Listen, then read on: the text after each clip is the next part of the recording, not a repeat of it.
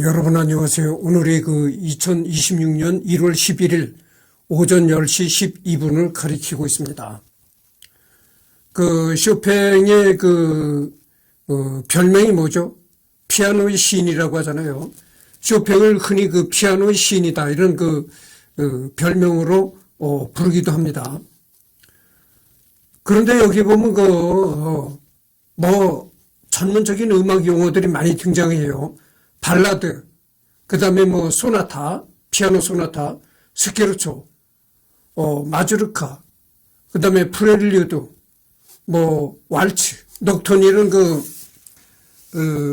음악 용어들이 많이 등장하거든요. 그리고 발라드라는 것은 뭐냐면은 자유로운 형식의 서사적인 가곡이나 기악곡을 말한다. 그러니까 형식이 자유롭다 이거죠. 형식이 자유로운 서사적인 가곡. 이나 기악곡을 말한다. 서사적인 가곡이라는 것은 이제 어떤 시 형태의 그런 스토리가 있는 이야기거리가 있는 그런 곡이라든지 그렇지 않으면 기악곡. 우선 발라드라고 하면 형식이 자유롭다. 이런 거를 기억했으면 좋겠고요. 그 다음에 피아노 소나타라는 것은 16세기 중기 바로크 초기 이후에 발달한 악곡 형식이다. 기악곡을 위한 독주곡 또는 신략으로 예술적 감성 내지는 오락을 목적으로 하며 비교적 대규모 구성인 몇 개의 악장으로 이루어진다. 이런 얘기죠. 16세기 중기 바로크 초기부터 발달한 악곡 형식이다. 이런 얘기입니다. 그리고 소나타라는 것은 이제 바로크 시대부터 발달한 기악곡이다 이런 얘기죠. 그리고 독주곡 또는 신략 이런 거가 주를 이루고 있다 이런 거고, 스케르초라는 것은 여기 스케르초가 나오잖아요. 스케르초라는 건 경쾌하고 익살스러운 분위기로 자유로운 형식의 기악곡이다. 19세기에 널리 보급되었으며 슈만과 드보르자크의 작품이 유명하다. 바로크 시대의 경쾌한 오락적인 성악곡이다.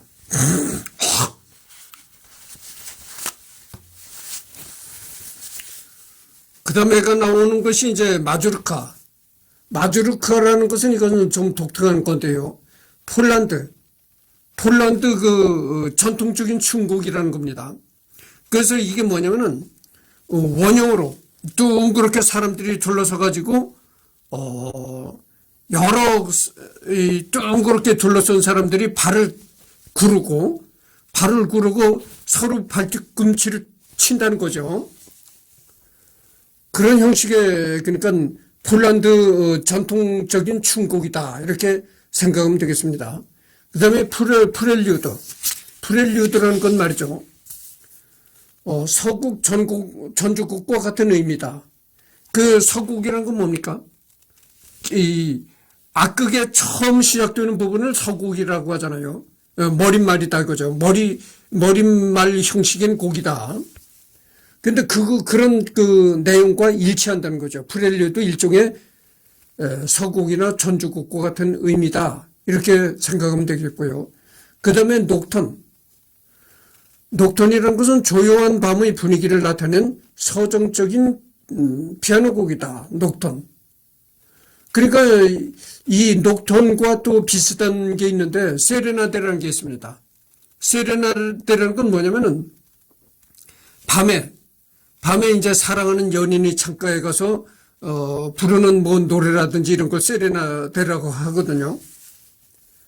그와 약간 일맥상통하죠. 녹턴이라는 건 이제 밤에 서정적인 분위기를 나타내는 조용하고 아름다운 분위기를 나타내는 피아노 그것을 이제 녹턴이라고 한다 이런 얘기죠. 그래서 여기 음악적인 용어들을 대강 살펴봤고요. 그래서 이제 생애를 하다가 전번 시간에 생애를 하다가 이제 그랬잖아요. 그래서 여기부터 할 차례로 내가 할 것을 해외 진출. 1830년 다시 한 번 빈에 갔다. 11월 2일 이때 그는 죽기 위해 떠나는 기분이라고 말했는데 실제로 그는 죽기 전까지 다시는 고국으로 돌아가지 못했다. 이때 그 1830년에 그 빈에 갔다가 다시 고국인 폴란드로 돌아가지 못했다 이런 얘기죠.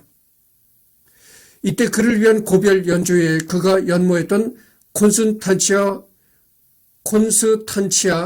크와트코프스카가 찬조 출연했는데 사실 그가 빈에 유학을 간 이유는 그녀에게 고백하지 못하자 고민 끝에 그녀가 없는 곳으로 가기 위해서였다는 카더라가 있다. 카더라. 그러니까 그냥 뭐 사실과는 거리가 있는 그냥 입소문이다 이거죠.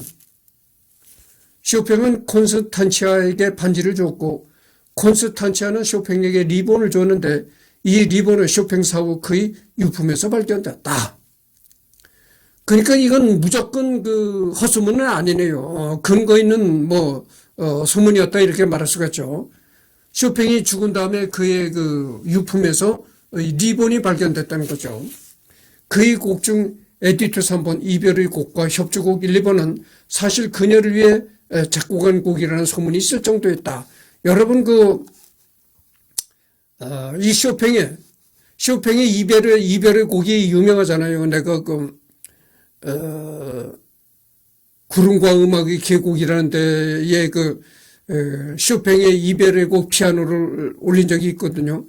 피아노 곡도 올리고 이별의 곡을 가사화시켜서 노래로 올린 것도 있습니다. 협주곡 1, 2번은 사실 그녀를 위한 작곡한 곡이라는 소문이 있을 정도이다. 그러니까 아주 이 쇼팽이 주변에 아주 여자가 없었던 것은 아니고 이렇게 헛소문이라든지 이렇게 그런 여자는 많았다 이거죠.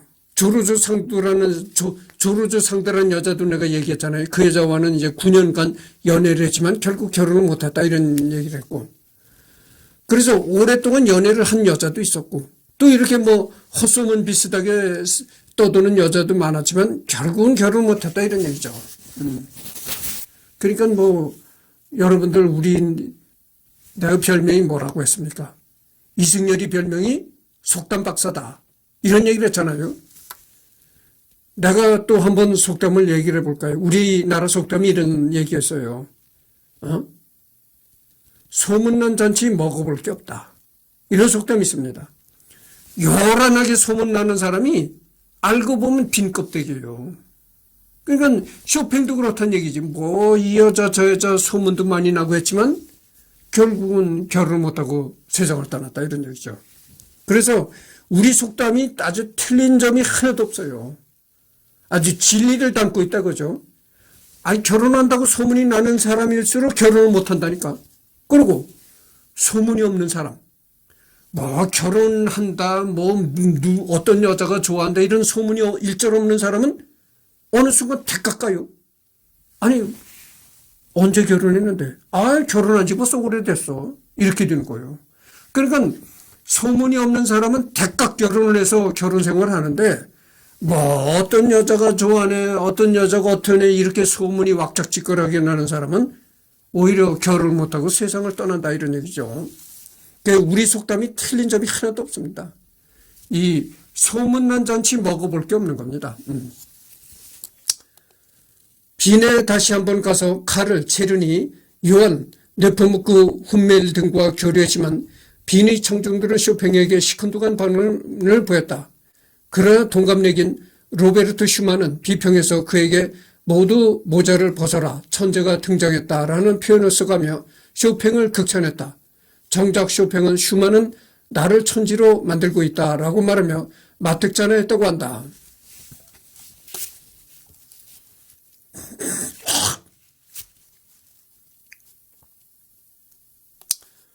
그러니까 쇼팽은 고국인 폴란드를 떠나서 이제 빈에 가서 음악 활동을 하면서 거기서 이제 유명 음악가들과 교류를 하게 된다 이거죠.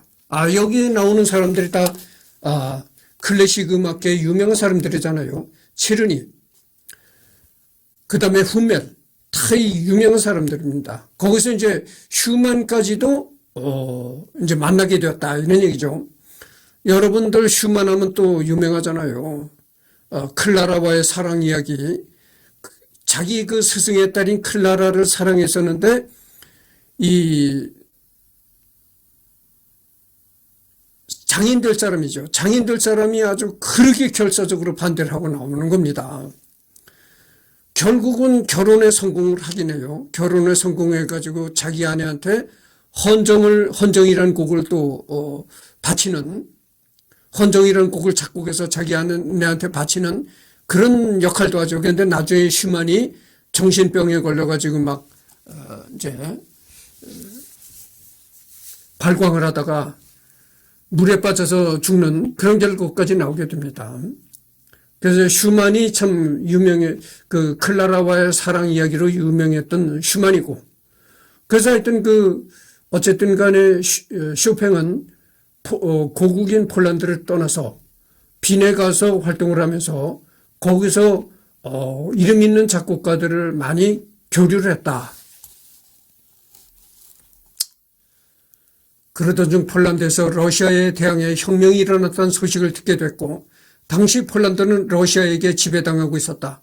이 소식을 듣고 그와 동행했던 친구 디투스 보이체호프스키는 폴란드로 돌아갔다. 쇼팽도 고국으로 돌아가 혁명을 도울까 고민했지만 주변인들이 만류했다.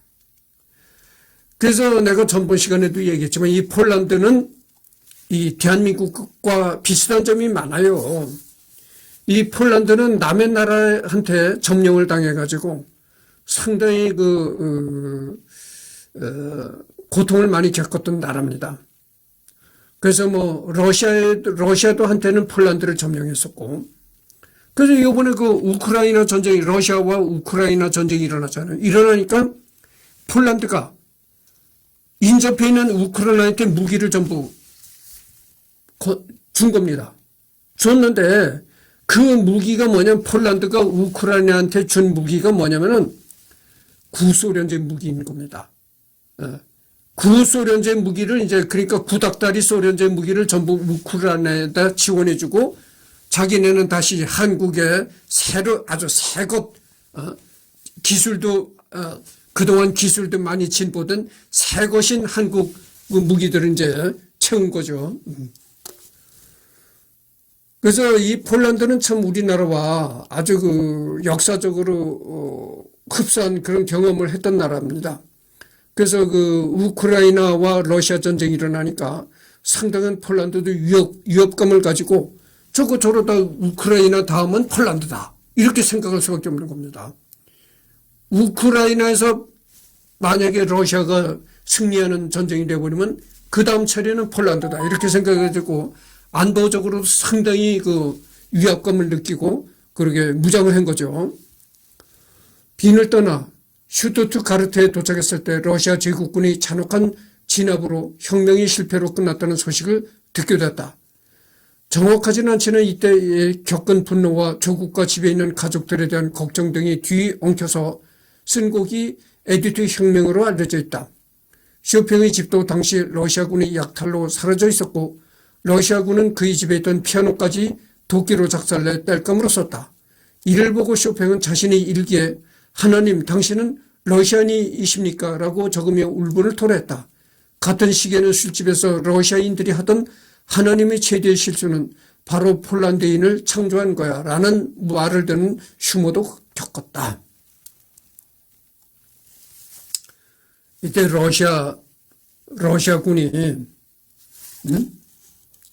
러시아군이 쇼팽의 집에 들이닥쳐가지고 쇼팽이 사용하던 피아노까지 도끼로 쳐부셨다는 거예요. 그래가지고 그거를 그 피아노를 부순 그런 목재 이런 거를 땔감으로 사용했다. 그러니까 이 쇼팽이 얼마나 열이 받쳤겠어요. 분노했겠어요. 지금이나 그때나 이 피아노라는 게 그렇게 저가가 아니거든. 요즘에 그 피아노, 디지털 피아노라는 게 나오는 게 있잖아요. 디지털 피아노. 이 디지털 피아노는 무게도 가볍고 아주 소형입니다. 그래서 가정에서 그냥 막 사용하기 좋은 거죠. 가격도 한 50만 원에서 100만 원. 50만 원에서 150만 원 사이면은 그 디지털 피아노를 구입했다 놓을 수가 있어요. 그러니까 뭐 부담이 없는데, 에쿠스틱 피아노라고 있어요. 그러니까 디지털 피아노가 아니고 전통적인 피아노죠. 근데 그거는 그랜드 피아노 같은 경우에는 말이죠. 아무리 소형인 그랜드 피아노라 하더라도 한 3천만 원대는 줘야 됩니다. 아무리 소형이라 하더라도. 근데 아무리 소형이라 하더라도 무게가 보통 한 300kg 정도가 나가요. 여러분 300kg라면 얼마입니까? 쌀 한 가마니까 80kg잖아요. 그러니까 어떻게 한 쌀 4가마의 무게를 지녔다고죠. 아무리 적은 그 소형의 그랜드 피아노라 하더라도 한 쌀 3가마니 정도의 무게를 지니고 있다. 사람이 못 옮기는 겁니다. 근데 대형 그랜드 피아노는 말이죠. 무게가 최고 많이 나가는 건 1톤까지 나가는 게 있어요. 1000kg. 무게도 그렇게 많이 나갔고, 값이 얼마인 줄 아십니까? 이 대형 그랜드 피아노는 최고 가격이라면은 보통 한 1억 정도는 잡아야 돼요. 구입하려면은. 그렇게 비쌉니다. 그 피아노가 한두 푼 하는 겁니까? 이때 쇼팽 시대에, 쇼팽이 살았을 때 피아노라는 거는 디지털 피아노가 없었어요. 디지털 피아노라는 게 없었고, 전부 그때는 뭐, 그랜드 피아노 아니면 가정용이라고, 그것도 비싸요. 피아노가 뭐 한두 푼 하는 겁니까? 그런 걸 러시아군이 들이닥쳐서 도끼로 부셔버리고 그 나무를 땔감으로 썼다. 환장을 노리시죠.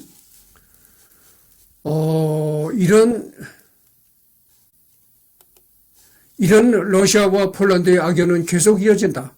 훗날 폴란드의 또 다른 위인 마리 퀴리가 예시, 쇼팽과 달리 퀴리는 1차 대전 이후 1918년 독립한 폴란드 땅을 1925년에 드디어 밟을 수 있었다. 다만 방사능 연구로 인한 건강 악화로 그 기쁨은 그 후 약 9년밖에 되지 않았고 결국 재생불량성 빈혈로 사망했지만 말이다.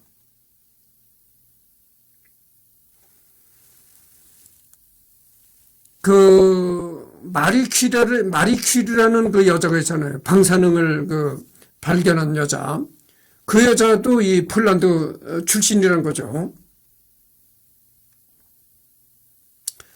근데 폴란드 출신의 여자가 이 방사능을 발견했는데, 오늘 그 방사능을 발견한 여자가 폴란드 여자이지만 폴란드는 핵을 못 가지고 있죠. 이후 쇼팽은 프랑스 파리에 도착했다. 쇼팽은 폴란드 출신이지만 대부분의 시간을 프랑스에서 보냈다. 그는 파리 예술가들과 교류했으나 파리에서도 신통치 않은 결과만을 얻었고, 당대 최고의 피아니스트로 불리던 프리드리 칼크 브레너에게 피아노를 더 배울까 생각했지만 칼크 브레너의 비상적인 연주 스타일 때문에 쇼팽이 개성을 상실할까 우려한 친구 프란츠 리스트와 펠릭스 멘델스존, 실러 등이 만류했고 3년이나 배워야 한다는 말에 그만두게 됐다. 쟁쟁하죠. 여기 쟁쟁한 음악가들이 다 등장하는 겁니다. 프란츠 리스트, 그리고 펠릭스 멘델스존, 얼마나 유명합니까? 파리에서도 별 소득이 없자 쇼팽은 미국으로 건너갈 생각을 하게 된다. 그러다가 파리 길거리에서 고향 귀족을 만나게 되어 귀족들과 당대 유명 인사들이 드나드는 살롱에 소개됐고, 살롱에서의 연주회로 호평을 받아 쇼팽은 파리에 정착하기로 결심하고 본격적으로 후대에 널리 알려진 많은 피아노곡을 작곡하게 됐다. 쇼팽은 꽤나 베스트 드레서였다고 하며 이따금씩 건반에 피아노 헝겊을 덮고 연주를 하는 묘기도 보여주었다. 다만 본인은 이를 별로 좋아하지 않았다고 한다. 베스트 드레서이기도 했다. 이 쇼팽이 멋쟁이이기도 했다는 거죠. 그는 가끔씩 버는 것보다 더 못 쓴다고 불평하기도 했는데, 버는 돈에 비해 낭비가 심하다는 말에 자신이 패션을 위해 쓰는 돈보다 버는 돈이 적은데 어떻게 많이 번다고 생각할 수 있겠냐며 불평하기도 했다고 한다. 아이러니하게 바로 다음 세기부터 최정상급 음악가들은 명품 정도야 풍선껌 사듯이 살 수 있을 정도로 많은 돈을 벌게 됐으니 시대를 앞서간 불평이라 할 수 있겠다. 비슷한 예로 20세기 초중반의 축구, 야구 스타들은 짧은 선수 생활에서 많이 받아봤자 당대 직장인보다 몇 배 정도밖에 안 되는 연봉을 받았다. 제대로 저축한 선수들도 은퇴한 후 당연히 일자리를 찾았던 판에 명품까지 밝히면 얼마나 돈이 빨리 바닥나는지는 설명이 필요 없다. 이 쇼팽의 시대는 이 운동선수, 뭐 축구선수라든가 야구선수 이런 사람들이 오히려 돈을 별로 못 받았다는 거죠. 돈을 별로 못 벌었다는 거죠. 고작 벌어봐야 직장인보다 몇 배 정도 되는 그 정도의 연봉뿐이 못 받았다 이런 얘기죠. 지금같이 이름 있는 축구 선수나 야구 선수는 뭐 몇십억, 몇백억을 막 벌잖아요. 연봉 몇백억 이렇게 올라가는 겁니다. 근데 이때 당시 운동선수는 그렇지 못했다 이런 얘기입니다. 근데 이 돈 얘기는 하는 말이지. 그럼 클래식 음악가들은 도대체 돈을 얼마나 버느냐. 자세한 내 금액은 알지 못합니다만은 내가 이런 얘기를 하고 싶어요. 물론 음악도 대중음악 하는 사람들이 클래식 음악 하는 사람보다 돈을 많이 법니다. 요즘에는 그 대중음악이 그 재패를 하잖아요. 대중음악이 세계를 재패하는 겁니다. 우리나라도 K-팝이 뭐 세계나 인기를 끌고 그러잖아요. 그래서 대중음악 가수로 성공을 하면 돈을 많이 법니다. 예전에 이미자도 돈을 많이 벌었잖아요. 요즘에 뭐 트로트 가수 장윤정이 그런 그 트로트로 이름을 날리면 돈을 많이 법니다. 그런데 그럼 클래식 그렇게 그 대중음악 가수로 이름을 날리면 돈을 많이 버는데 그럼 클래식 음악 하는 사람은 돈을 얼마나 버느냐? 이 클래식 하는 사람들을 보면요. 대부분 이제 그 대학 교수를 하면서 음악 활동을 하는 사람들이 많고 그래요. 그러니까 그 클래식 음악 자체는 별로 그 큰 수입이 못 된다 이렇게 볼 수가 있는 거죠. 그리고 그렇지만 어쨌든 간에 클래식에서도 최고급의 선두를 달린다. 최정상급의 선두를 달리는 사람이다 하면은 수입이 만만치 않아요. 이 클래식 음악도. 그래서 내가 여기서 나는 되도록 한국 사람들을 입에 올리지 않겠다고 내가 얘기를 했잖아요. 그래서 내가 한국 사람들을 입에 올리지 않겠는데, 우리나라 여자 성악가로서 최고 유명한 그 아무개, 조아무개라는 여자가 있잖아요. 그 여자도 나이가 상당히, 나하고 비슷한, 나하고 나이가 뭐 한 서너 살 차이 분이 안 나는 걸로 내가 알고 있어요. 이제는 그 소프라노도 상당히 나이가 들었다고 내가 생각합니다. 근데, 최정상급, 우리나라에서도 뿐만이 아니라 뭐 외국에서도 정상급으로 취급받나 봐요. 그렇게 최정상급이 되면 상당히 돈을 많이 법니다. 그래서 그 조아무개라는 그 여성은 아마 평생 그 여성이 이제 너무나 여자가 너무 유명해지면 결혼 못해요. 그래서 결혼 안 하고 이제 혼자 그렇게 나이를 먹은 여자인데 혼자 그렇게 나이를 먹었어도 평생 먹고 살 수 있는 돈은 다 벌었다고 봅니다. 엄청난 그 노후 대비를 다 했으리라고 생각을 해요. 그러니까 엄청나게 돈을 많이 버는 겁니다. 우리 그저 독일에 지금 내가 이 얘기를 하다 딱 막혔는데 독일에 그 유명한 소프라노가 있어요. 내 지금 구름과 음악의 계곡이라는 데서도 내 그 여자 노래를 내가 해외 클래식 음악 디바술래 그 메뉴를 올린 그 독일의 여자 성악가가 있는데 그 여자도 클래식계의 최정상급을 달리는 여자거든. 그 여자가 우리나라 서울에 와서 서울 예술의 전당에서 공연을 했는데 그 여자가 그 공연을 했을 때 그 공연을 주최한 그 주최 측에서 그 여자한테 상당한 거액을 내가 지급한 걸로 알고 있어요. 그렇게 거액을 지급해야 불러올 수가 있는 겁니다. 그렇잖아요? 아니 뭐 이승열이 같이 어디 가서 뭐 공장이나 다니고 이러는 사람은 그저 오고 가고 교통비나 해라. 10만 원, 20만 원 주어지면 끝. 그렇잖아요? 그렇지만 이름 있는 해외에 이름 있는 유명 성악가를 초대하려면 그래서는 안 되죠. 아니 이름 있는 해외 유명 성악가를 초청하면서 비행기 오고 가는 왕복 비행기 값이나 주겠다고 해서 한 200만 원이나 주겠다. 이렇게 되면 어떻게 하겠어요? 지금 누구를 희롱하는 거냐? 응하겠어요? 응하지 않지. 그건 뭐 적어도 한 10억대는 10억대도 내가 자세한 금액을 모르니까 뭐라고 할 수는 없는데 아마 10억대 이상은 챙겨가지고 하지 않았을까 이렇게 생각을 해요. 그런데 그 독일의 그 여자 유명한 성악가가 왔을 때 그때 그 예술의 전당의 그 표가 어떻게 팔린 줄을 아십니까?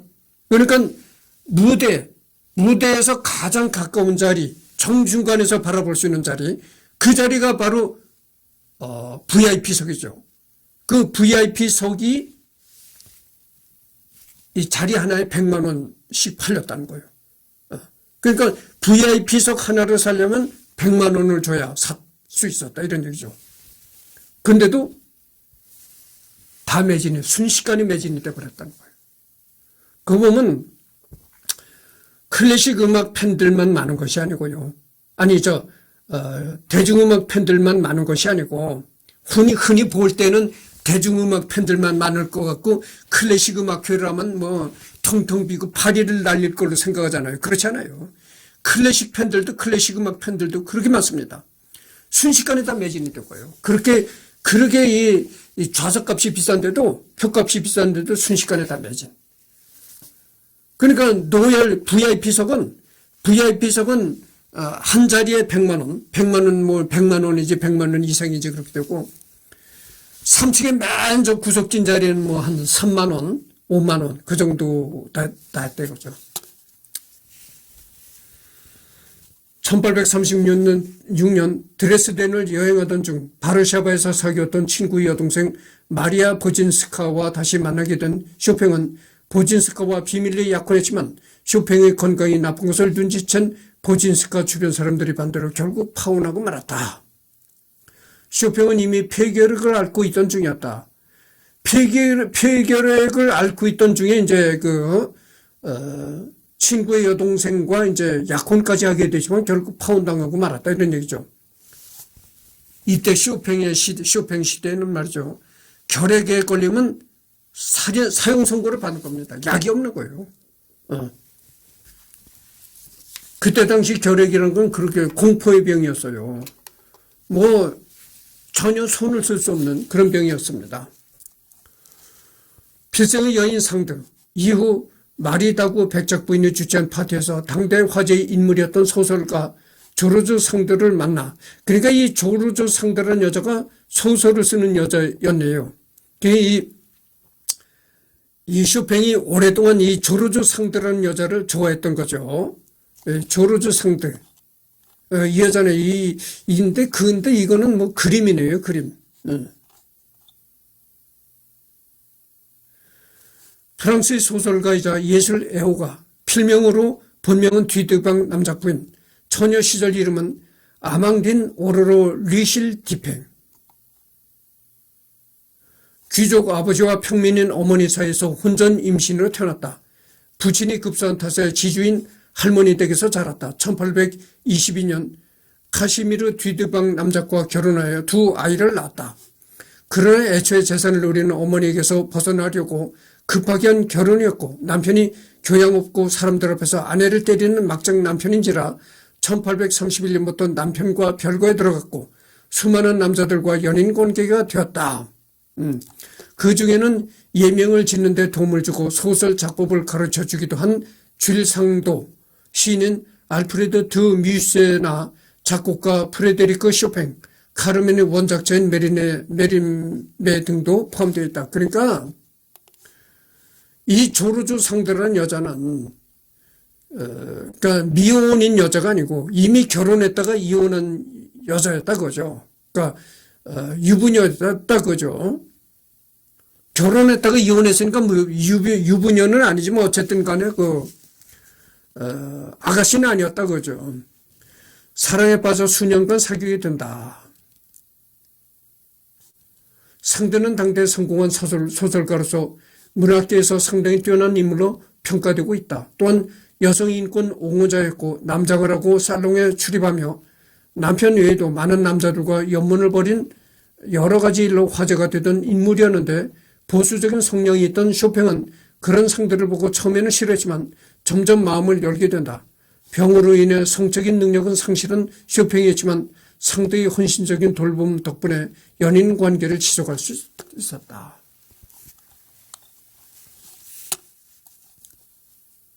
지금 31분을 경과했습니다. 조금 더 해야 되겠네요. 널리 알려진 것과는 달리 두 사람의 관계는 상대의 일방적인 헌신으로 이어진 것은 아니다. 작곡 연주와 리슨으로 얻는 수익의 대부분이 상대와 자식들에게 돌아갔다.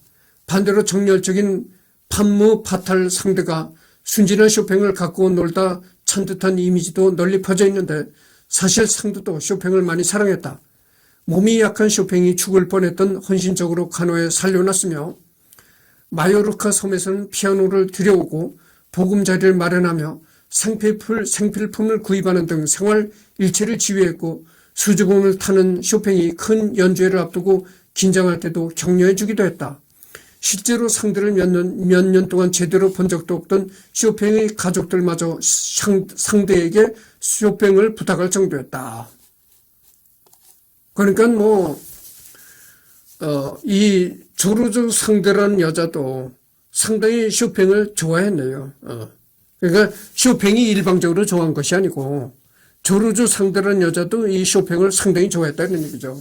그래서 쇼팽의 그 가족들까지도 이 상대라는 여자를 상당히 쇼팽의 아내로서 생각할 정도로, 그리고 쇼팽을 잘 봐달라고 이렇게 생각할 정도로, 그 정도로 이제 신뢰할 정도였으니까 얼마나 그 조르주 상대라는 여자도 쇼팽을 좋아했는가를 알 수 있죠. 여기 보면은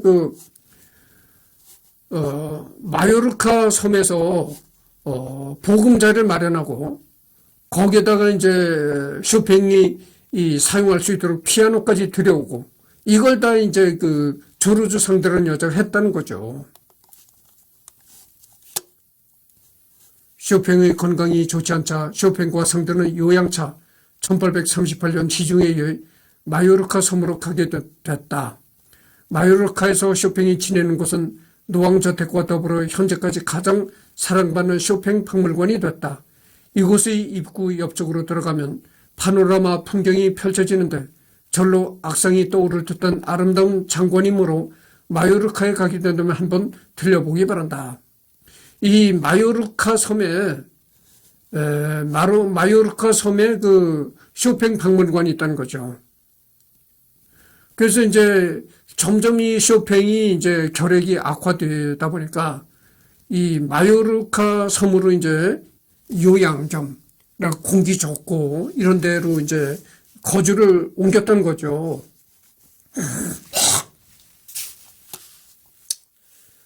마요르카는 연중 따뜻하고 온화한 기후의 휴양지로 쇼팽의 요양을 위해 고른 곳이었지만 이사 온 그해 겨울에 하필이면 몇백 년 만에 추위가 몰려온 탓에 쇼팽의 건강이 악화되고 말았다. 그들은 버려진 발데모사 수도원 근처의 오두막 집에서 지냈는데 오두막의 환경이 지하실 내지 다락을 방불케 했을 정도로 최악이었다. 심지어 사육제에 코스튬을 한 사람들을 보고 진짜 괴물로 착각했을 정도. 그런 중에도 쇼팽은 파리에서 마요르카까지 피아노를 옮겨와 수도원에서 피아노를 치며 작곡을 했다. 결국 더 못 버티고 이듬해인 1839년 그들은 마르세유를 거쳐 상대의 고향인 프랑스의 노앙으로 옮겨졌다. 상대는 한 달만 더 있었으면 스페인에서 죽었을 거라고 온갖 욕이란 욕은 다 했다. 쇼팽은 몸이 끔찍하게 약해졌고 상대는 생필품을 공수하러 다니다가 마차 사고까지 겪었다.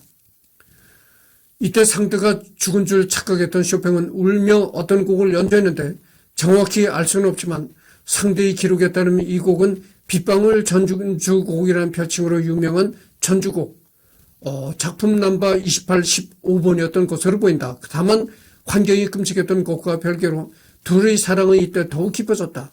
상대는 몸도 아픈 쇼팽이 군소리 한 번 안 하는 인내심과 적응력에 감동했으며 쇼팽은 상대의 생활력과 헌신에 깊은 감명을 받았다고 한다. 그러니까 내가 전번 시간에 쇼팽의 몸무게가 45kg라고 해가지고 아니 남자 몸무게가 어떻게 이렇게 나갈 수가 있느냐 내가 그랬잖아요. 내 자신도 참 놀랄 정도였죠. 나도 이제 약하다는 소리를 많이 듣고 컸고 그랬는데 그래서 나도 몸이 가벼운 사람이지만은 나같이 몸이 가벼운 사람도 이제 45kg라면 깜짝 놀랐는데 그게 정상적이라서 45kg가 나간 게 아니고 이제 내가 알겠네요. 쇼팽이 이제 결핵으로 그렇게 고생하다 보니까 그렇게 몸이 가벼워졌다 그거죠. 이제 결핵 때문에 그렇게 몸이 가벼워졌다 그런 거죠. 그렇지 않고 정상적인 남자가 생각해 보세요. 45kg가 될 수 있겠는가? 응? 그렇잖아요. 노왕으로 옮긴 둘은 그제서야 안정을 찾았으며 파리와 노왕을 오가는 생활을 반복했다. 그러나 상대와의 관계는 점점 악화됐다.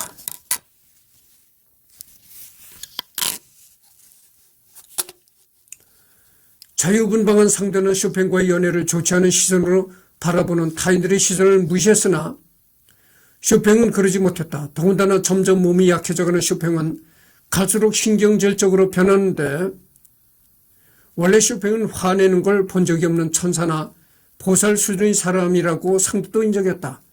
특히 이들의 불행한 스페인 여행 중 밤새 피를 토하면서 신음소리도 내지 않고 참았던 모습은 왕자처럼 품격이 있었다며 고결한 그를 살리기 위해서 무엇이든 다 할 것이라고 맹세했다고 한다.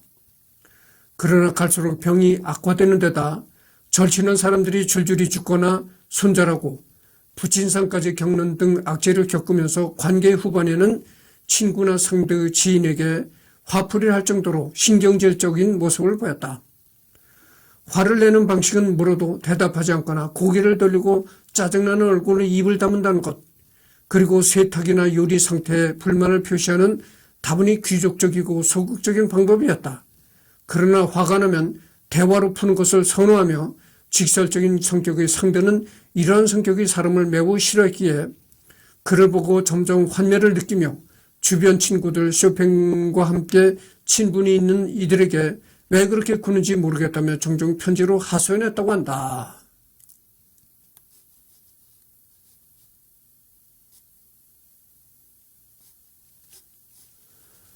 (10년) 중 자그마치 7년간의 섹스리스와 지루한 병구안의 상대는 점점 지치게 된다. 그러니까 이렇게 결핵이 심해지다 보니까 이 쇼팽이 조르주 상대와 이렇게 제대로 한번 섹스나 제대로 했겠어요. 그렇죠. 그러니까 이 조르주 상대와 쇼팽은 아주 정식으로 결혼은 못했지만 사실혼 관계를 유지했다. 이렇게 볼 수가 있겠네요. 그러니까 이 쇼팽이라는 사람은 정식으로 따지고 들 때는 결혼 안 한 독신으로 살다가 죽었다가 이렇게 볼 수가 있지만 그러나 실질적으로는 독신이 아니었다. 그렇게 말할 수가 있습니다. 독신이 아니라 실제적으로는 이제 정식적으로 결혼은 안 했지만 조르주 상대와 이제 계속 오랫동안 통고를 했으니까 사실은 관계를 이제 유지하다가 세상을 떠났다 이렇게 말할 수가 있겠죠.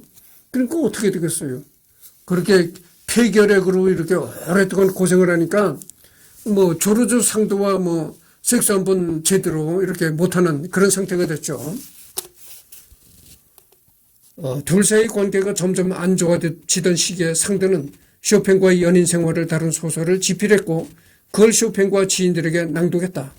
당시 지인들은 쇼팽을 겨냥한 글이라는 것을 알았는데 쇼팽 자신도 알기는 알았지만 모르는 척을 할 수가 없었다. 그런 와중에 매달 의사가 왕진을 오고 매년 한 번씩 의식불명이나 위독한 지경으로 한 번은 그릇된 부고 기사가 나갔을 정도로 심각했던 쇼팽의 건강은 꾸준히 악화됐고 상대의 딸의 결혼 생활 문제로 관계가 완전히 틀어지게 된다. 40분을 이제 경과했습니다. 그래서 이것으로 끝을 맺고 오후에 또 한 번 녹화를 해야 되는데 오후에는 이제 여기서부터 하도록 하겠습니다.